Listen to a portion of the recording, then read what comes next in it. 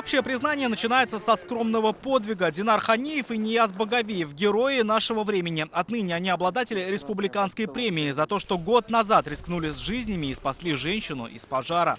Поднялись на третий этаж, выключили свет, вытащили саму бабушку на улицу, чтобы она подышала. И потом уже приехали сами пожарные, мы им помогали, то есть развертывать рукава пожарные. И таких смелых и отважных сегодня больше 30. Школьников, студентов, учителей, фермеров и многих других, кто повел себя как герой. Если даже есть какие-то небольшие упоминания ВКонтакте либо в Инстаграм, то нам удается найти.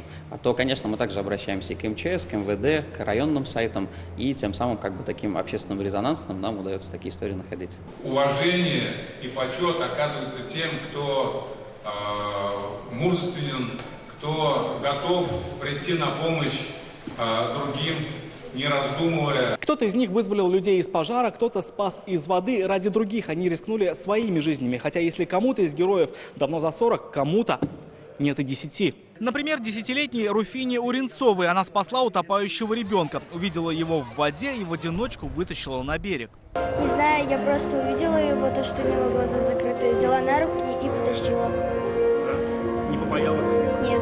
А вот 9-летний Рузаль Салихуддинов пошел на подвиг другого рода. На международном чемпионате в Тайване он одержал победу по ментальной арифметике. Можно это сделать, это каждый может делать, но это надо научиться. Что такое учиться хорошо, отлично знает и Рамиль Багавиев. В этом году он сдал все 4 предмета ЕГЭ на 399 баллов, при этом обучаясь на родном татарском языке. Быть лучшим – это быть героем. Сегодня их больше 30, 15 взрослых и 19 малышей.